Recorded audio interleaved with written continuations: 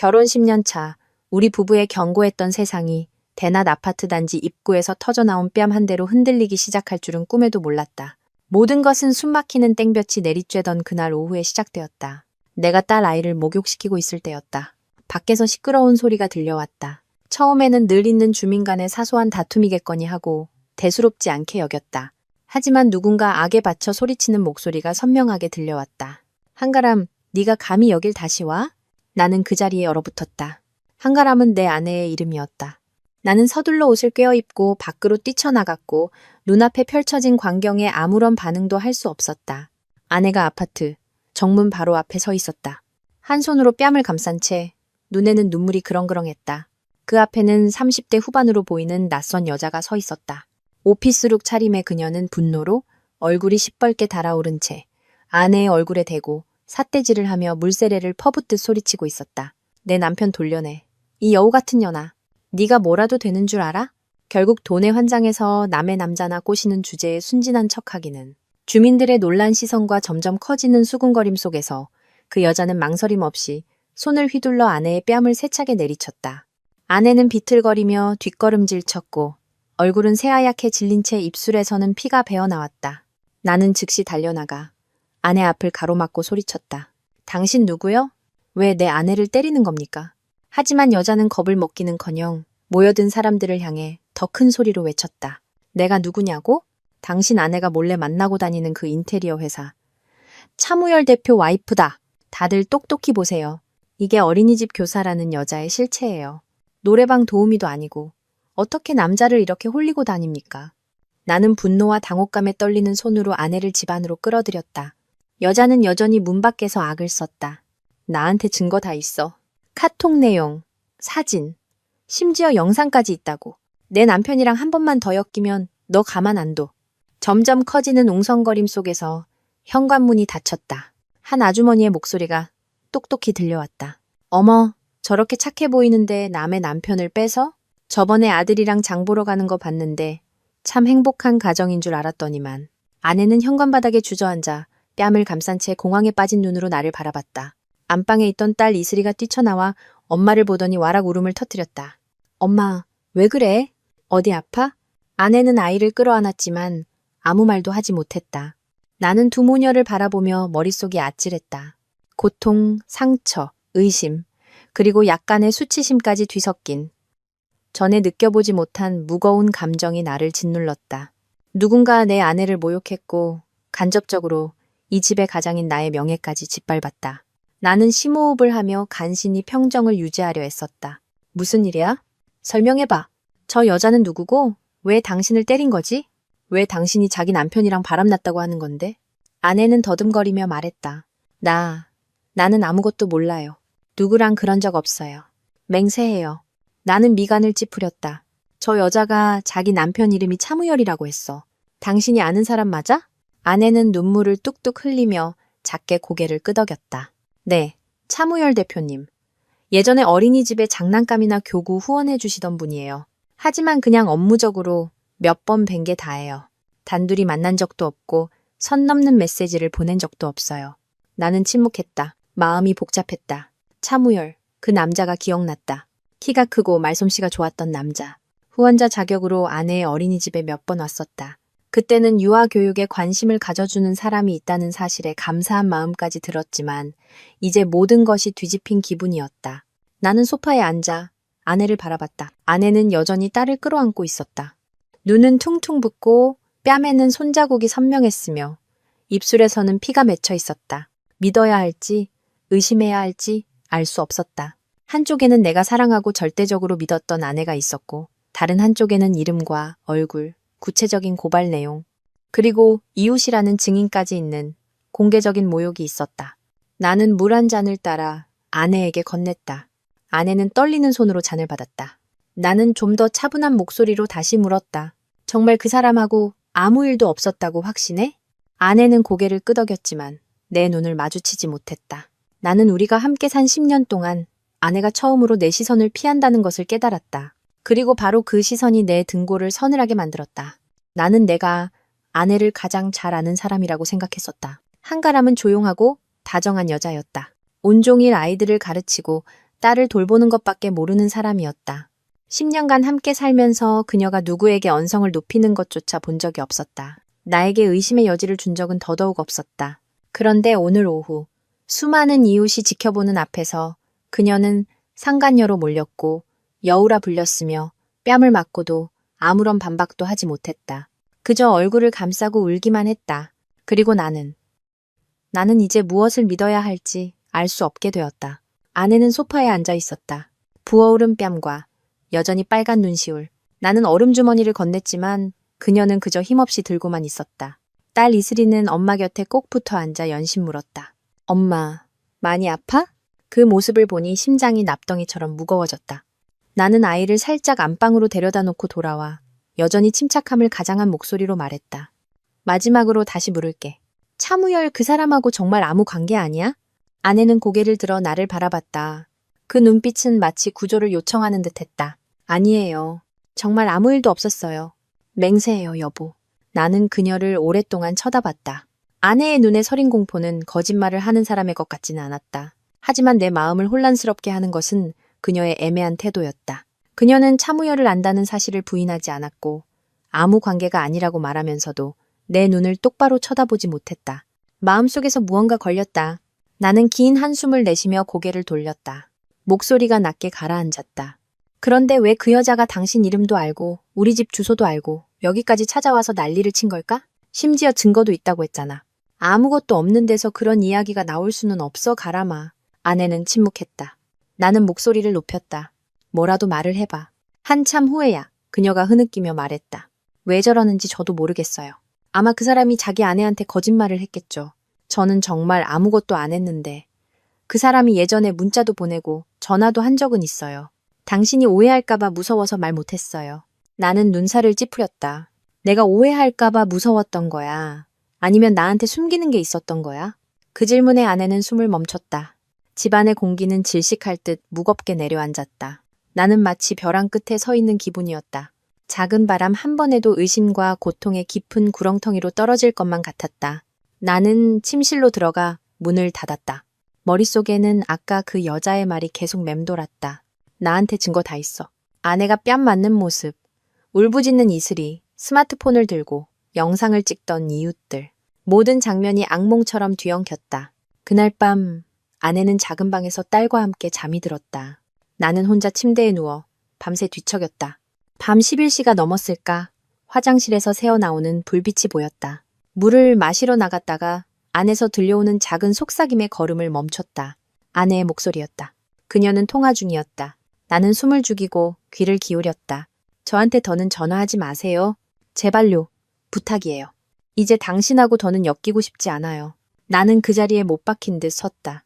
심장이 멎는 것 같았다. 나는 화장실 문을 두드렸다. 안에서 들리던 소리가 뚝 그쳤다. 몇 초 후 핏기 하나 없는 얼굴로 아내가 걸어 나왔다. 나는 그녀를 막아섰다. 방금 누구랑 통화했어? 그녀는 더듬거렸다. 차무열 씨요. 그 사람이 전화했어요. 나는 다그쳤다. 왜 전화했는데? 두 사람 사이에 무슨 일이 있는 거냐고. 아내는 눈물을 터트리며 해명하려 애썼다. 계속 문자를 보내고 전화를 해요. 차단했는데 오늘은 다른 번호로 또 전화했어요. 안 받으려다가. 계속 안 받으면 무슨 짓을 할지 몰라서 어쩔 수 없이 받았어요. 맹세하는데 정말 아무 사이 아니에요. 나는 태어나서 처음으로 자제력을 잃었다. 소리를 질렀다. 왜 처음부터 나한테 말 안 했어? 나한테 숨기는 게 최선이라고 생각했어? 그래서 오늘 길거리에서 사람들 다 보는 앞에서 뺨 맞고 온 동네 사람들이 구경하고 인터넷에 영상이라도 올라가야 그때 말할 생각이었어? 아내는 목 놓아 울었다. 무서웠어요. 당신이 안 믿어줄 것 같았어요. 화낼 줄 알았어요. 일이 이렇게까지 될 줄은 정말 몰랐어요. 그녀는 바닥에 주저앉아 두 손으로 얼굴을 감싸고 소리 없이 울었다. 나는 굳어진 채 서서 흑백을 가릴 수 없었다. 아내가 안쓰러웠지만 나 역시 깊은 상처를 받았다. 그녀를 품에 안아주고 싶었지만 낮에 그 끔찍한 장면이 매 순간 나를 괴롭혔다. 나는 곧장 베란다로 나가 의자에 앉았다. 5년 가까이 끊었던 담배에 불을 붙였다. 거대한 파도처럼 분노와 슬픔이 마음속에서 휘몰아쳤다. 나는 아내를 생각했다. 세상에서 가장 안전하고 믿을 수 있는 사람이라고 여겼던 여자. 그리고 딸을 생각했다. 만약 이 모든 게 사실이라면 우리 딸은 엄마에 대해 어떤 기억을 갖고 자라게 될까? 그리고 나 자신을 생각했다. 수년간 함께 살아온 아내에게 이렇게 쉽게 속고 배신당할 수 있는 한심한 남편. 새벽녘이 되어서야 겨우 잠이 들었다. 눈을 떴을 때 창문으로 쏟아지는 햇살이 눈부셨다. 거실로 나가니 아내가 딸의 아침 식사를 챙기고 있었다. 그녀의 눈은 퉁퉁 부어 있었다. 아내는 나를 보았지만 아무 말도 하지 못했다. 나 역시 무슨 말을 해야 할지 몰랐다. 우리 사이에는 보이지 않지만 날카로운 거대한 간극이 생겨나 있었다. 아내가 뺨을 맞은 그날 이후 우리 집은 조용한 압력 속 같았다. 누구도 입 밖으로 내지 않았지만 압력은 언제 터질지 모르게 계속 차올랐다. 나는 딸을 위해 애써 평범한 일상을 유지하려 했지만 마음속에서 자라나는 의심의 씨앗을 떨쳐낼 수가 없었다. 아내는 평소처럼 출근하고 퇴근 후에는 아이를 돌보고 밥을 짓고 빨래를 했다. 하지만 그녀의 눈빛은 늘 어딘가 멍했고 예전의 활기는 찾아볼 수 없었다. 전화벨이 울리면 깜짝 놀라기 일쑤였고 문자를 확인하고는 곧바로 삭제하는 일이 잦아졌다. 그 작은 행동 하나하나가 내가 이 일의 진상을 파헤쳐야 한다는 확신을 주었다. 그저 나는 아무것도 안 했어 라는 말만 믿고 있기에는 나는 스스로를 기만하는 바보가 될 뿐이었다. 어느 날 점심시간 나는 아내가 일하는 어린이집 근처로 가보았다. 미리 연락하지도 안으로 들어갈 생각도 없었다. 그저 길 건너편에서 지켜보고 싶었다. 파란색 대문이 있는 작은 어린이집, 마당에서는 몇몇 교사들이 아이들과 놀고 있었다. 나는 복도 근처에 서 있는 아내를 발견했다. 그녀는 스마트폰을 든 채 주위를 살피더니 이내 구석진 곳으로 몸을 숨겨 전화를 걸기 시작했다. 그 순간 나는 위화감을 느꼈다. 단순히 업무적인 전화라면 왜 누가 볼세라 숨어서 해야 하는 걸까? 그녀는 마치 누군가에게 쫓기는 사람처럼 주위를 두리번거렸다. 그날 밤 아내가 저녁 준비를 하는 동안 나는 간장을 사온다는 핑계로 집 근처 카페로 갔다. 그리고 아내의 오랜 동료이자 내가 믿는 친구인 유다나 씨에게 전화를 걸었다. 간단한 안부를 물은 뒤 나는 바로 본론으로 들어갔다. 다나 씨, 혹시 요즘 가람 씨한테 무슨 이상한 점 없었나요? 솔직하게 말씀해 주세요. 유다나 씨는 잠시 머뭇거리더니 입을 열었다. 혹시 차무열 대표님 때문에 그러세요? 나는 깜짝 놀랐다. 네, 맞아요. 혹시 아시는 거 있으세요? 그녀는 몇 초간 침묵하더니 작은 목소리로 말했다. 사실 저희도 좀 수군거렸어요. 차 대표님이 어린이집 후원 시작한 뒤로 부쩍 자주 오셨는데 올 때마다 가람 씨만 찾으셨거든요. 점심 식사를 같이 하자고 한 적도 있고요. 저희가 깊게 물어보진 못했지만 가람 씨가 계속 거절하고 피하는 것 같긴 했어요. 그런데 아시잖아요. 원래 소문이라는 게 나는 다나 씨에게 고맙다고 말하고 전화를 끊었다. 그때 내 기분은 참으로 복잡했다. 한편으로는 아내가 쉽게 넘어가지 않았다는 사실에 안도했지만 다른 한편으로는 이런 일들을 나에게 한마디도 하지 않았다는 사실에 화가 치밀었다. 만약 그녀가 솔직하게 털어놓았다면 딸과 이웃들, 그리고 온 세상이 보는 앞에서 그런 수모를 당하게 하지는 않았을 텐데. 그날 밤 아내가 딸을 씻기는 사이 나는 몰래 그녀의 스마트폰을 열었다. 카카오톡 문자 메시지 목록은 모두 깨끗하게 삭제되어 있었고 통화 기록 역시 텅 비어 있었다. 그 사실이 오히려 내 의심을 더욱 키웠다. 숨길 것이 없는 사람은 무엇 때문에 모든 기록을 지워야 하는가? 나는 교사들끼리 사용하는 단체 카톡방에 들어갔다. 거기서 프로필 사진도 이름도 없는 낯선 계정이 보낸 메시지를 발견했다. 보고 싶다, 가람씨. 그날 오후 기억해? 당신이 고개만 끄덕이면 난 모든 걸 버릴 수 있어. 나는 메시지를 뚫어지게 쳐다봤다. 누군가 내 가슴을 꽉 조이는 것 같았다. 나는 화면을 캡처한 뒤 스마트폰을 껐다. 그날 밤 딸이 잠든 후 나는 아내와 마주 앉았다. 캡처한 사진을 그녀에게 보여주며 물었다. 이 메시지는 뭐야? 아내의 얼굴이 새하얗게 질렸다. 그녀는 말을 더듬었다. 나는 몰라요. 저 사람이 어떻게 이 아이디를 찾았는지 다 차단했는데 자꾸 새 계정을 만들어서 메시지를 보내요. 난 한 번도 답장 안 했어요. 맹세해요. 나는 아내의 눈을 똑바로 쳐다보며 차갑게 말했다. 왜 메시지를 다 지운 건데? 잘못한 게 없다면서 왜 그렇게 깨끗하게 지워야 했던 건데? 아내는 고개를 숙였다. 눈물이 그녀가 꽉 쥔 손등위로 떨어졌다. 무서웠어요. 당신이 오해할까봐, 우리 가정이 깨질까봐 무서웠어요. 나는 언성을 높였다. 그렇게까지 무서워할 만한 일이 대체 뭔데? 잘못한 게 없는 사람은 아무것도 두려워할 필요 없어. 아내는 얼굴을 감싸고 목 놓아 울었다. 나는 더 이상 그 모습을 견딜 수 없어 돌아섰다. 베란다로 나가 몇 년 전에 끊었던 담배에 다시 불을 붙였다. 피어오르는 연기는 마치 내 마음속의 울분을 토해내는 것 같았다. 믿어야 할지 말아야 할지 알 수 없었다. 내가 본 증거들은 너무나 명백했지만 마음 한구석에서는 이 모든 것이 그저 오해이기를 간절히 바랐다. 나는 아내가 뺨을 맞던 순간의 겁에 질린 눈빛과 그 이후 나를 피하던 그녀의 모습을 떠올렸다. 어쩌면 그녀는 정말 배신하지 않았을지도 모른다. 하지만 말하기 어려운 어떤 일에 발을 들였을 수도 있다. 나는 어떤 방법으로든 진실을 밝혀내겠다고 스스로에게 다짐했다. 그렇지 않으면 매일 밤 나를 갉아먹는 이 의심 속에서 살아갈 수 없을 것 같았다. 아내가 화장실에서 몰래 통화하는 것을 들었던 그 밤, 나는 이 결혼이 더 이상 예전 같지 않다는 것을 깨달았다. 나는 더 이상 내 집에서 안전함을 느끼지 못했다. 나는 문을 두드리거나 묻지도 않고 욕실 문을 거칠게 밀어젖혔다. 환한 불빛 아래 아내의 창백한 얼굴이 드러났고 그녀는 놀라 손에 들고 있던 스마트폰을 바닥에 떨어뜨렸다. 나는 그녀를 쏘아보며 얼음장 같은 목소리로 물었다. 이 시간에 누구야? 아내는 더듬거렸다. 차무일 씨요. 그 사람이 전화했어요. 나는 주먹을 꽉 쥐었다. 심장이 격렬하게 뛰었다. 질투심 때문이 아니었다. 오랫동안 계속된 기만과 배신감 때문이었다. 이 시간까지 전화를 해? 대체 언제까지 숨길 생각이었어? 아내는 세면대의 등이 닿을 때까지 뒷걸음질 치며 떨리는 목소리로 말했다. 난 그 사람이랑 아무 사이도 아니에요. 날 믿어줘요. 제발 귀찮게 하지 말라고 했는데 계속 전화하고 문자를 보내요. 나도 어떻게 해야 할지 모르겠단 말이에요. 나는 분노로 목이 메어 소리쳤다. 어떻게 할지 모르겠다고? 나한테 말할 수도 있었잖아. 메시지를 보여줄 수도 있었고 나한테 도움을 청할 수도 있었어. 하지만 당신은 침묵을 선택했고 모든 걸 지웠고 나를 속였어.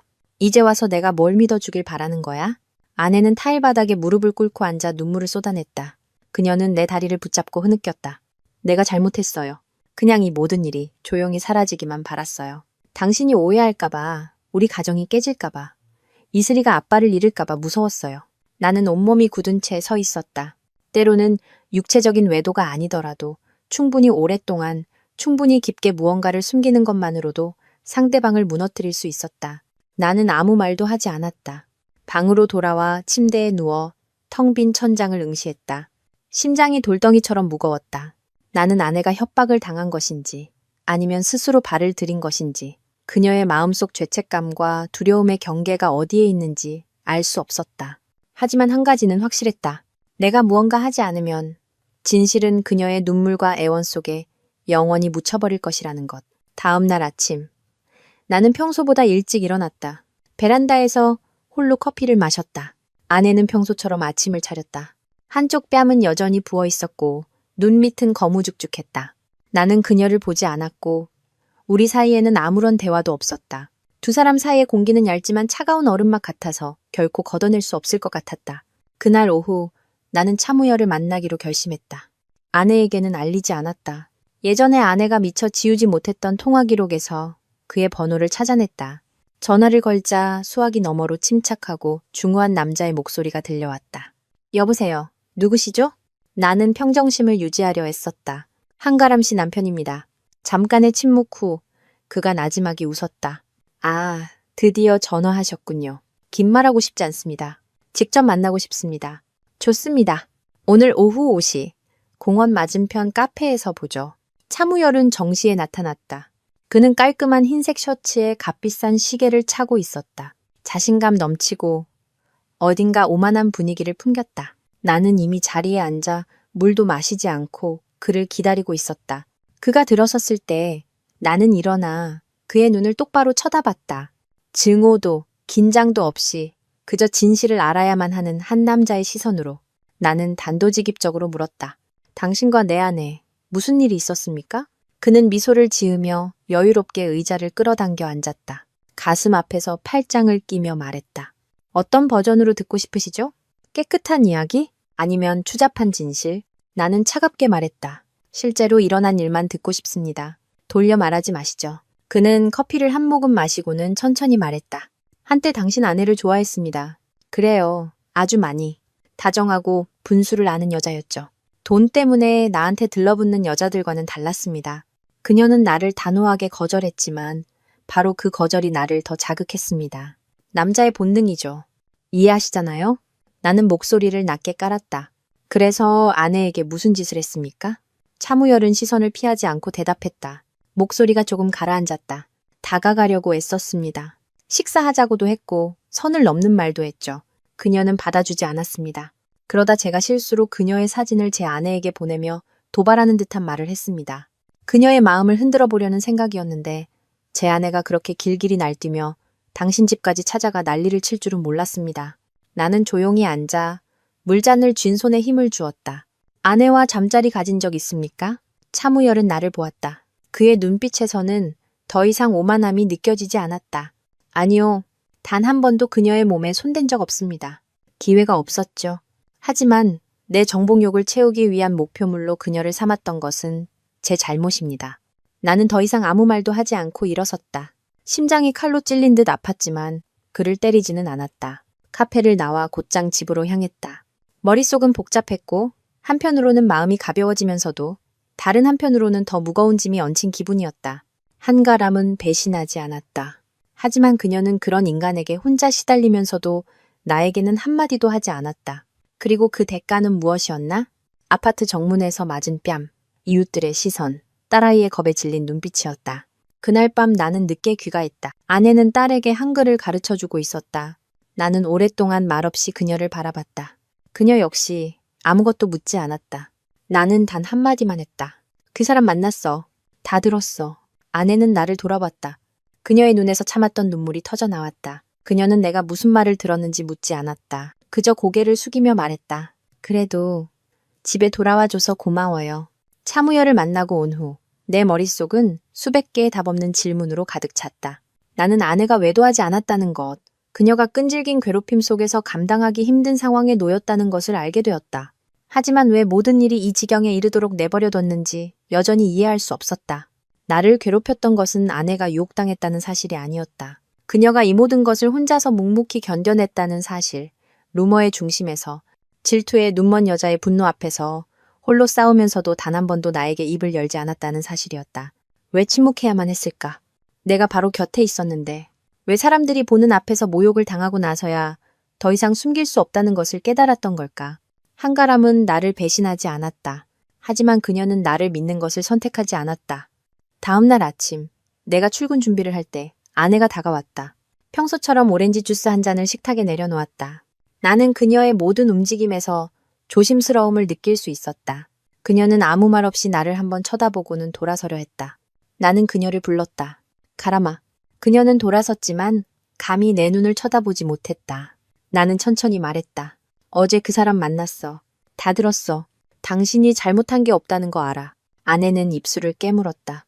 어깨가 가늘게 떨렸고 붉어진 눈으로 바닥을 내려다봤다. 숨겨서 미안해요. 그냥 모든 게 조용히 지나가길 바랐어요. 당신이 걱정하거나 화내는 걸 원치 않았어요. 내가 정말 잘못했어요. 나는 한동안 침묵하다가 그녀의 어깨에 손을 얹었다. 목소리가 한결 부드러워졌다. 당신을 탓하는 게 아니야.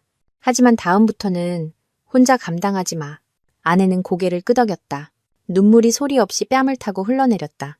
그 후 며칠간 집안의 분위기는 점차 안정을 되찾았다. 하지만 나와 아내 사이에는 여전히 실처럼 가늘고 위태로운 거리가 존재했다. 그녀는 가족을 더 챙기려 애썼다.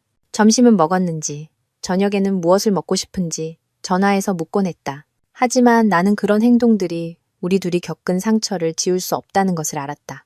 나 역시 이대로 모든 것을 덮고 싶지 않았다. 나는 마지막 해명이 필요했다. 더 이상 마음에 찝찝함이나 의욕이 남지 않을 명확한 진실이. 며칠 후 나는 통신사에 근무하는 친구에게 부탁해 차무열의 번호와 관련된 통화 및 문자 기록을 확인해달라고 했다. 친구가 보내온 로그 파일을 보며 나는 무거운 심장 박동을 느꼈다. 대부분 차무열 쪽에서 걸려온 전화였고 문자 역시 그에게서 온 것이었다. 반대 방향의 기록은 거의 없었다. 어떤 날은 그가 아침부터 밤늦게까지 10통이 넘는 전화를 걸었고 몇 분 간격으로 부재중 통화가 찍혀 있었다. 그 기록을 보며 나는 분노와 연민이 뒤섞인 복잡한 감정에 휩싸였다. 나는 비로소 진실의 일부를 그려볼 수 있었다. 아마 처음에는 거절하면 그만일 거라고 생각했을 것이다. 그가 멈추지 않자 그녀는 침묵으로 관계를 끊어내려 했을 것이다. 하지만 평범한 사람에게 침묵은 거절의 표시지만 차무열 같은 인간에게는 그것이 또 다른 초대장이었을지도 모른다. 내 아내는 막다른 길에 몰렸던 것이다. 주말 오후 나는 장모님께 아이를 잠시 맡기고 아내를 데리고 집 근처 공원으로 나갔다. 우리는 벤치에 앉아 오랫동안 말이 없었다. 바람이 부드럽게 불었고 나무잎이 드문드문 떨어졌다. 내가 먼저 입을 열었다. 당신이 겪은 모든 이야기를 듣고 싶어. 처음부터 끝까지. 아무것도 숨기지 말고. 아내는 지친 눈으로 나를 바라보았다. 그리고 천천히 힘겹게 이야기를 시작했다. 모든 것은 작년 어린이집에서 사랑의 겨울나기 자선 행사를 열었을 때 시작되었다고 했다. 차무열은 그 행사의 주 후원자였다. 행사가 끝난 후 그는 감사의 의미로 아내와 몇몇 교사들을 식사 자리에 초대했다. 처음에는 거절했지만 원장 선생님이 후원자와의 관계 유지를 위해 가는 것이 좋겠다고 권했다. 그날 식사는 여러 사람이 함께했고 별다른 일은 없었다. 하지만 며칠 뒤부터 차무열은 아내에게 개인적으로 카톡을 보내기 시작했다. 안부를 묻는 것으로 시작해 점차 칭찬과 사적인 만남을 제안하는 내용으로 바뀌었다. 아내는 거절했지만 그는 멈추지 않았다. 어느 날은 어린이집 정문 앞에 나타나 학부모인 척하며 꽃을 건네기도 했고 당신을 챙겨주고 싶은 마음을 거절하지 말아요. 라는 쪽지와 함께 아침 식사를 배달시킨 적도 있었다. 아내는 두려웠지만 누구에게도 말할 수 없었다. 어린이집에 피해가 갈까봐, 동료들에게 오해받을까봐, 후원자를 유혹하는 교사라는 낙인이 찍힐까봐 두려웠다. 그녀는 침묵을 선택했다. 그가 밤늦게 전화를 걸어오고 병적일 정도로 집요한 메시지를 보내기 시작할 때까지 아내는 그의 번호를 차단했지만 그는 계속해서 다른 번호로 연락해왔다. 아내는 정신적으로 테러를 당하는 기분이었다고 했다. 전화벨이 울릴 때마다 심장이 내려앉았고 한 번은 차무열이 만나주지 않으면 집으로 찾아가겠다고 협박했다. 아내는 어쩔 수 없이 단 한 번 관계를 확실히 끝내기 위해 카페에서 그를 만났다. 하지만 그날 그는 몰래 사진을 찍었고 그 흐릿한 사진을 자기 아내에게 보냈다. 나는 이야기를 들으며 심장이 조여오는 것을 느꼈다. 그때 왜 나한테 말하지 않았어? 일이 이 지경까지 왔는데 뭘 더 숨길 게 있었다는 거야? 아내는 고개를 숙였다. 당신이 상처받는 게 싫었어요. 우리 가정이 이런 더러운 일에 얽히는 것도 원치 않았어요. 그냥 내가 조용히 있으면 모든 게 지나갈 거라고 생각했어요. 나는 나지막이 말했다. 하지만 아무것도 지나가지 않았어. 그 침묵이 조용히 모든 것을 무너뜨렸을 뿐이야. 그녀는 울었다. 나는 말리지 않았다. 이번만큼은 그녀가 원하는 만큼 울도록 내버려 두었다. 나는 그 눈물이 단지 두려움이나 피로 때문이 아니라 깊은 후회에서 비롯된 것임을 알았기 때문이다. 공원에서 이야기를 나눈 후 나는 아내를 이해하고 용서할 수 있을 거라고 생각했다.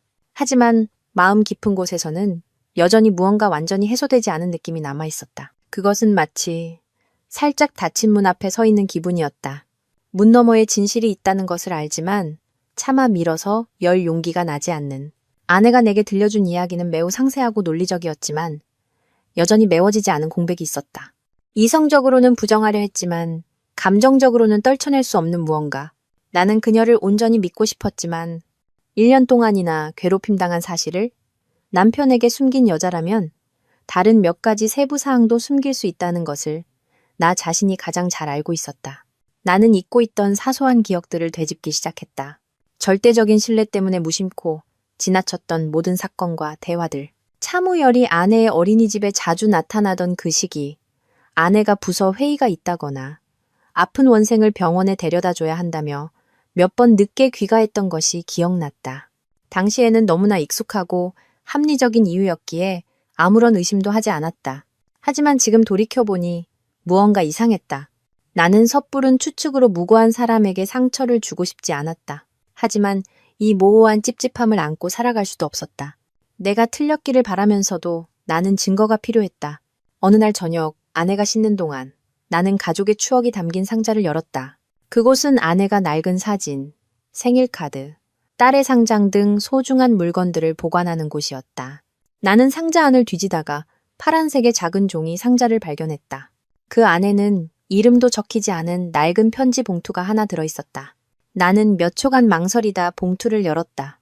안에는 아내의 글씨체로 쓴 손편지가 있었다. 여보, 만약 언젠가 당신이 이 편지를 발견한다면 그건 내가 더 이상 아무것도 숨길 수 없게 되었다는 뜻일 거예요. 처음부터 모든 걸 솔직하게 말할 용기가 없어서 미안해요. 나는 당신의 실망한 눈빛이 왜 더 일찍 말하지 않았냐는 질문이 두려웠어요. 내가 틀렸다는 거 알아요. 모든 건 제가 동료 교사들과 후원자를 만나러 갔던 어느 점심에 시작됐어요. 그 자리엔 저와 원장님, 그리고 다른 한 분만 있었어요. 원장님이 먼저 돌아가신 후 그 사람이 저를 붙잡았어요. 듣기 거북한 말들을 했죠. 너무 놀랐지만 낯선 곳이라 강하게 반항하지 못했어요.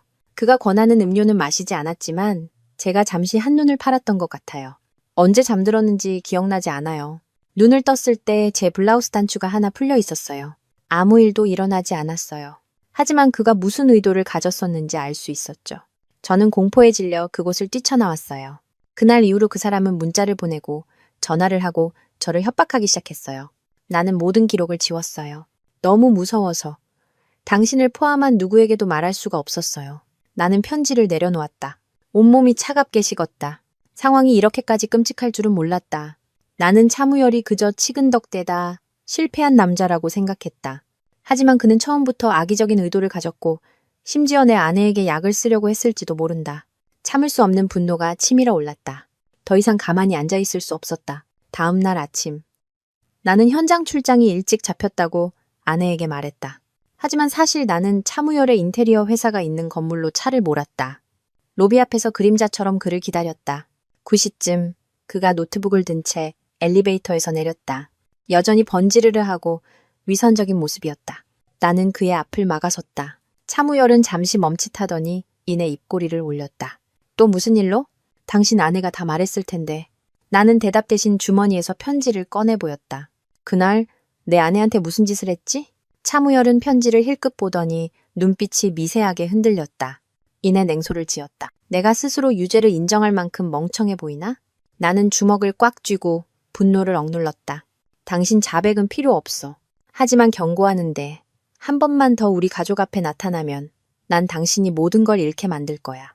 내가 힘이 있어서가 아니라 나한테는 진실이 있으니까. 차무열의 얼굴에서 웃음기가 사라졌다. 그의 눈빛이 변했고 그는 살짝 뒷걸음질 쳤다. 원하는 게 뭐지? 우리 인생에서 당장 사라져. 그는 대답 없이 돌아섰다. 하지만 나는 그가 내 말을 알아들었다는 것을 알았다. 그날 오후 나는 평소보다 일찍 집에 돌아왔다. 아내는 딸에게 글자를 가르치고 있었다.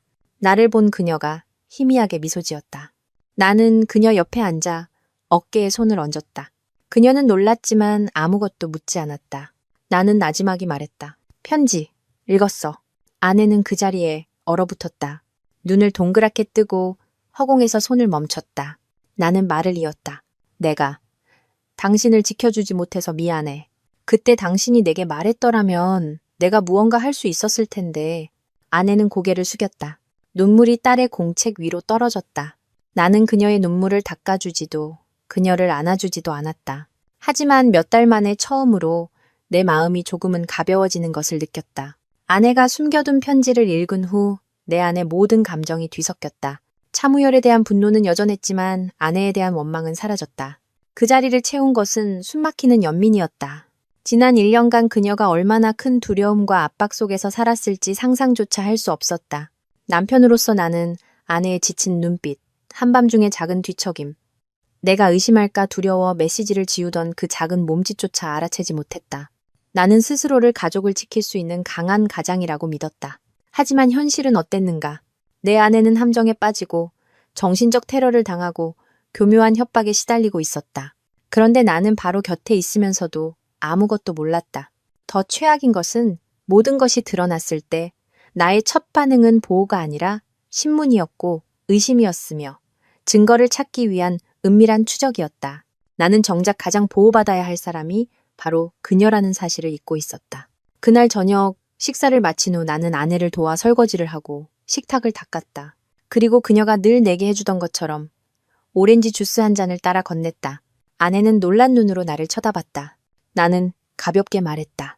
가끔은 역할 교대도 공평하잖아. 그녀는 미소 지었다. 하지만 그 미소는 온전하지 못했고 이내 눈시울이 붉어졌다. 나는 그녀 옆에 앉아 아무것도 묻지 않고 그저 그녀의 손을 가만히 잡았다. 몇 주간의 긴장 속에서 처음으로 우리는 다투거나 침묵 속에서 분노하기 위해서가 아니라 진정으로 서로의 존재를 느끼기 위해 함께 앉아 있었다. 평화를 되찾기 위한 여정이 아직 멀다는 것을 알았지만 적어도 오늘 우리는 첫걸음을 내디뎠다. 며칠 후 아내는 정신을 추스를 시간이 필요하다며 일주일간 무급 휴가를 냈다.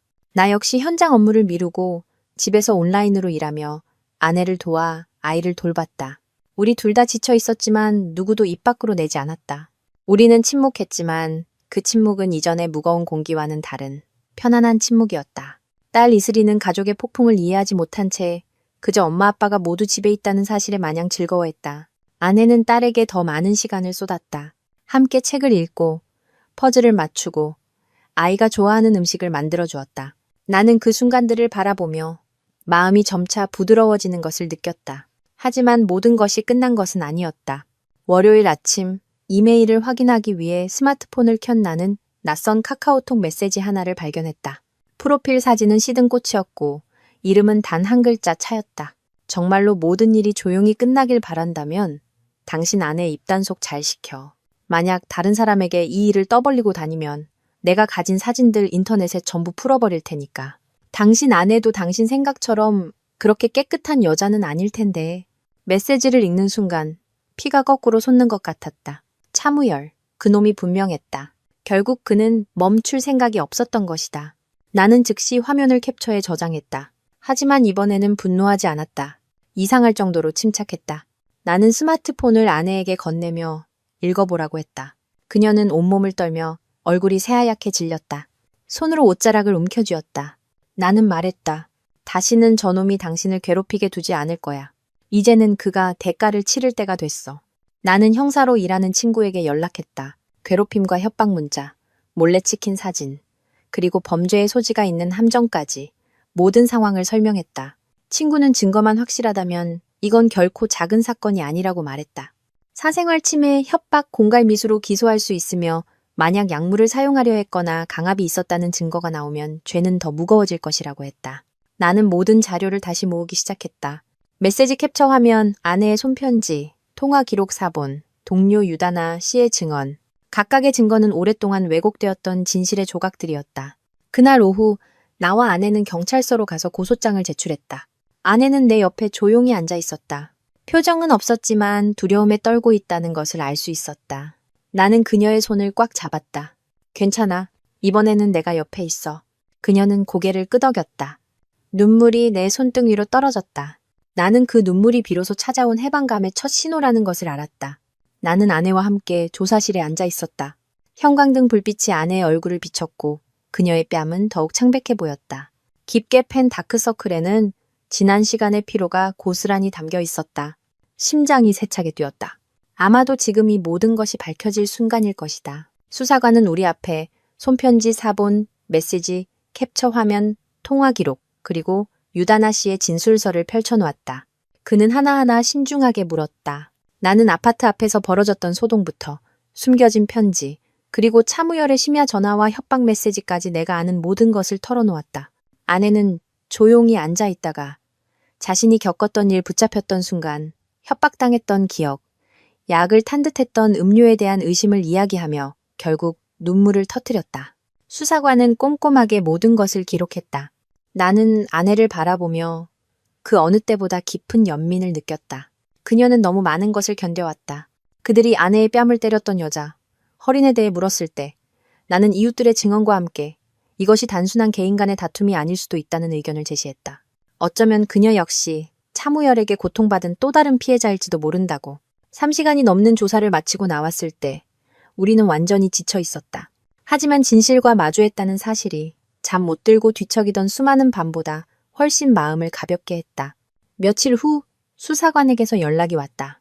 그들이 여러 통신사로부터 확보한 차무열의 통화 기록이 아내에게 온 메시지 발신 번호와 모두 일치했으며 협박성 음성 메시지 일부도 복구했다고 했다.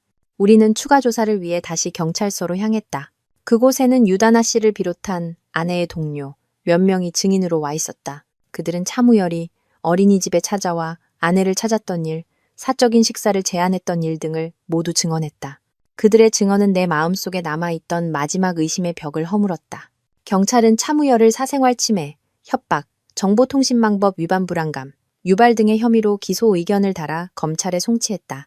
약물 사용이나 강압에 대한 추가 증거가 확보되면 혐의는 더 무거워질 것이라고 했다.